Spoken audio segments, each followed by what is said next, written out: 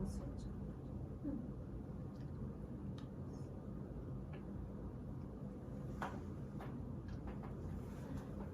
녹화해놨어? 틀어놨어. 제가 단축 연습할게요. 제가 먼저 설명할까요? 네.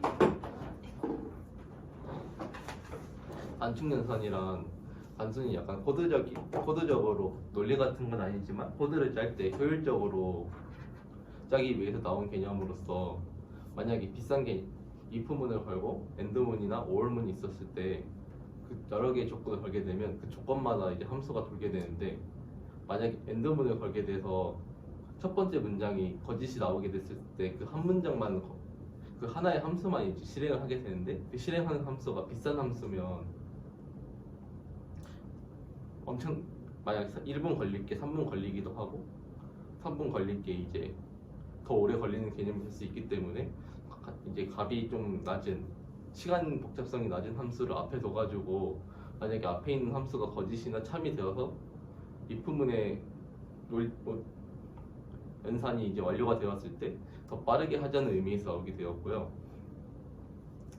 논리 연산자가 만약에 5월일 경우에는 앞에 문장이 참이 나오게 되면 바로 종료가 되고 논리 연산자가 end가 나오게 되면 앞에 있는 함수가 거짓이 나오게 될 경우 바로 조건 탐색자가 바로 종료되는 형식이 되기 때문에 앞에 있는 거를 값이 싼 함수를 하여금 계산을 하게 하자는 논리입니다. 이 아래는 단축 연산에 관한 예시이고요. 만약에 여기서 if true 하고 or문을 걸어놓은 다음에 뒤에 비싼 함수를 걸어두게 되면 뒤에 있는 비싼에 작용하는 함수 자체가 작동하지 않고 true이기 때문에 바로 이 true라는 프린트문이 나오게 되고요. 뒤에 예시 같은 경우는 false가 적용되기 때문에 false or문 뒤에 걸려있는 expensive 펑션이 작동하게 됨으로써 expensive 펑션이 프린트가 나오고 그 다음 true가 나오는 형식이 되는 겁니다.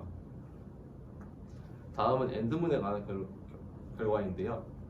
end문에 같은 경우는 false가 나온 시점부터 종료가 되기 때문에 true 그리고 expensive 펑션이 나오게 되면 expensive 펑션하고 false가 나오게 되고 false가 먼저 나오면 그 뒤에는 함수를 조사하기 때문에 expensive 펑션이 작동하지 않고 true가 프린트된 모습입니다.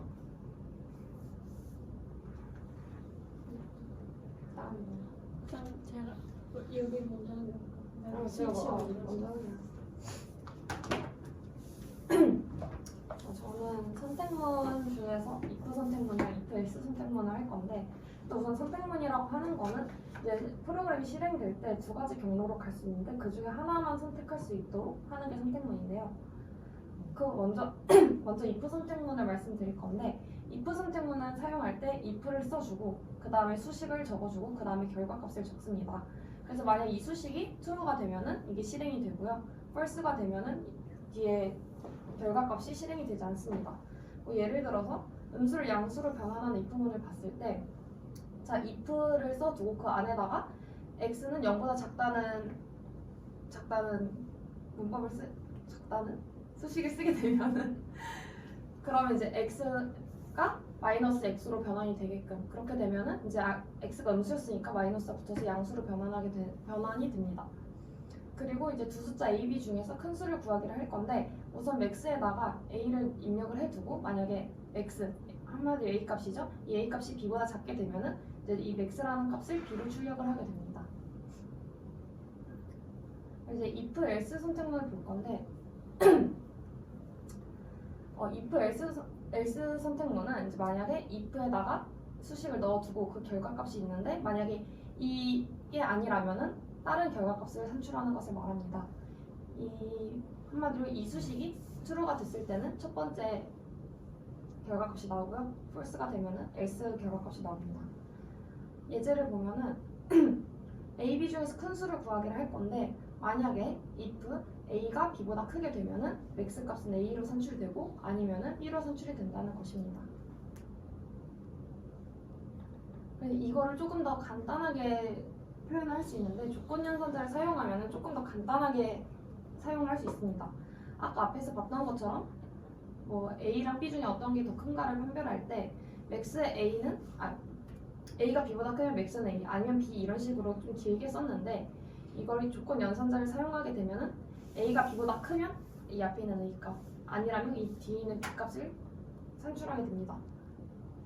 이것도 이제 짝수인지 홀수인지 보는 건데 이 이진 이브라는 함수가 이제 짝수인지 판별하는 함수인데 자 이제 숫자를 넣고 이걸 2로 나눴을 때 나머지가 0이게 되면은 이게 true가 나오고 아니게 되면 false가 나온다는 뜻인데 이거를 bool이랑 이진 if를 해서 얘도 똑같이 숫자를 2로 나눴을 때 나머지가 0이면 true 아니면 false 이렇게 나오게 됩니다.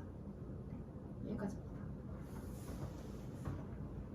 스위치 방법. 자, 앞에서 말한 것처럼 그 else if문이 이렇게 중첩이 되는 것보다는 스위치 문으로 표현을 하는 게 좀 더 효과적이고 효율적인 방법이라고 할 수 있는데요. 스위치 문은 여러 개의 항목 중에서 한 개를 선택할 수 있도록 한다는 건데 좀 바로 예제로 들어가기 전에 우선 이런 거랑 좀 설명을 해야 돼요. 그래서 실행 과정은 이런 이 익스프레션에 있는 거를 계산을 한 다음에 그 값에 맞는 케이스들이 그거를 실행을 하고 브레이크문을 통해서 이 스위치 구조에서 빠져나가는 그런 형태인데요. 여기서 볼 거는 디폴트 값이라는 게 있는데 이 케이스 경우에 다 해당이 되지 않으면 디폴트 값에 따라서 실행이 되게 되고요. 이런 디폴트 값은 꼭 이 문장의 맨 마지막이 아니더라도 그 사이사이 어디에나 들어갈 수 있습니다. 그러면 이 스코어 나누기 10이라는 게 있을 때 else if 문으로는 좀 이렇게 else if 이렇게 하면 되는데